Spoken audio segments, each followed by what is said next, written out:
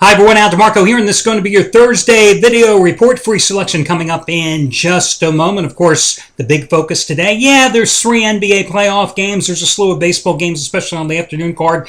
But everybody's focus is the NFL draft. And what extravaganza it has become over the years. I covered 6 NFL drafts when I was a reporter, but the most interesting one I found was when I wasn't a reporter. It was a couple hundred years ago, back in 1982. I was just out of college. It was my first job. I was working as a cameraman.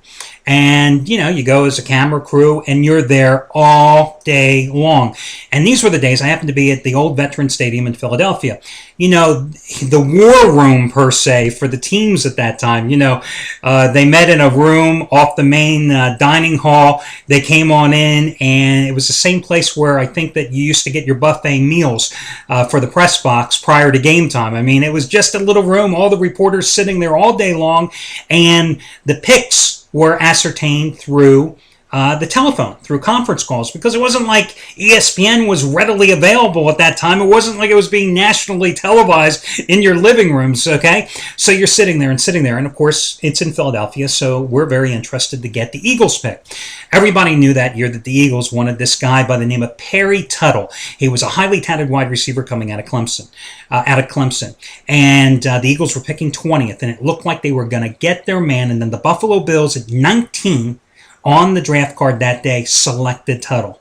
Well, Dick Vermeil was the Eagles head coach at that time. Well, Vermeil comes out, and I am right there in front, right, with the camera, taking the picture, because I wanted to get the, obviously, the video for that night's show. You talk about pressure. Do not screw up when you're the cameraman and you're right there in front of the coach. He comes out and he announces that, the Eagles took Mike Quick, this guy from NC State with the 20th pick. Obviously, everybody realized that they were disappointed. They didn't get Tuttle. I couldn't tell if Vermeil was white-faced because he was typically white-faced or because he was just so disappointed. But you could just feel that the minute when Tuttle was called by the Bills, all the air was let out of the balloon in the room. But what does it go to show you? Perry Tuttle lasted 3 seasons, played with the Bills for a couple of years, the Atlanta Falcons for 1 year, caught 25 balls, 25 catches in his 3 years. Mike Quick, the guy the Eagles had to settle for, he kind of had a decent career, 5-time Pro Bowler, 363 catches in his career, the go-to guy for many years for Ron Jaworski. But it taught me something. Sometimes what you most want in the draft you don't get, but what you're left with is often better than what you desired initially. And really, that's the story of the draft tonight. I mean, you're going to hear all the talking heads. Mel Kiper, you think I talk fast? Let me tell you something. I met Mel Kiper a couple of times, and this guy talks faster than me. I didn't think that was possible when I did media, that anybody could talk faster than me. But Mel Kiper, I don't think he ever takes a breath. And the guy is like a computer. I mean, when he does all this stuff, it's not like he has a teleprompter in front of him. It's not like he has all these note cards in front of him. I mean, it's all up there. I mean, very, very impressive. But my God, I remember when he wasn't even big. But you look at all the talking heads tonight, and they're all going to have their opinions. But the bottom line is you ain't going to know nothing until those players get out on the field. Now, of course, that's another story. Will we have an NFL season this year? I'm telling you, if we don't have an NFL season this year, it's not only the NFL and the players and the fans that lose. It's people in my business that lose. Sports books will be absolutely devastated, Vegas and worldwide, because, listen, everybody bets on the NFL. If you had a big pizza pie, 100% of that pie that gambling public is made of, they all bet on the NFL. Sure, there will be more betting on college football. There's not going to be the foolishness like they had years ago. I remember when I had to cover the scab games, they called it, when they had the non-union players. I mean, what a joke that was. There's no alternate leagues. There's no USFL, WFL, XFL, ABCL. I don't know what you want to call them, but there's nothing else. So, then you have to go down even further. It's going to be the stadium employees, the part-time hot dog vendors. Everybody is going to be affected by this strike. So it's interesting what's happened so far. But, we'll have a draft tonight, but will we have a season come September 9th when it's supposedly going to be Green Bay against New Orleans in the Thursday night nationally televised opener? Those cards are still out on the table undealt.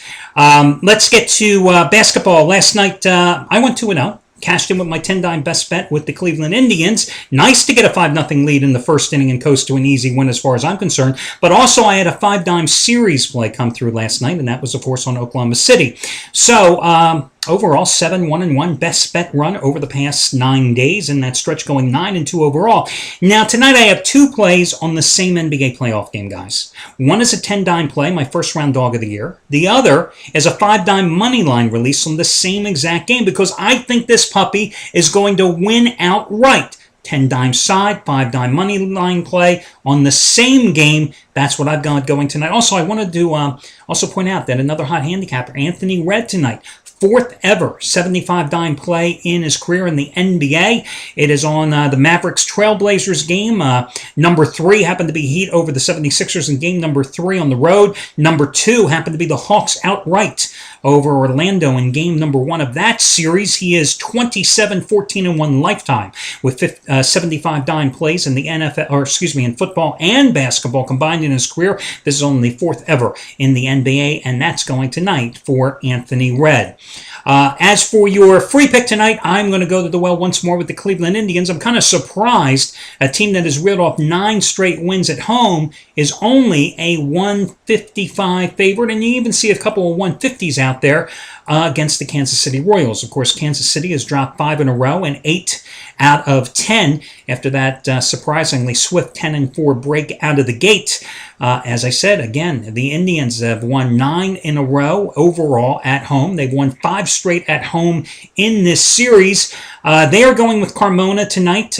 Listen, you look at Carmona's splits, his home and away splits this year, and you see that he has a high earned run average, over 5.5 both home and away. But then you have to dig a little deeper, and you have to realize his first home start this season, he was just blasted to smithereens by the Chicago White Sox, giving up 10 runs in 3 innings pitched. But in his last 2 home starts against Baltimore and the Angels, he's allowed a total of 3 earned runs in 14 2/3 innings of work, striking out 11 along the way. I'm going to go with him tonight over the slumping Royals and Kyle Davies. Davies on the road this season has made 3 starts. He has a 7.36 earned run average with 27 base runners allowed in 14 2/3 innings of work. So again, I'm going to lay it with the Indians tonight. That is going to be your free selection.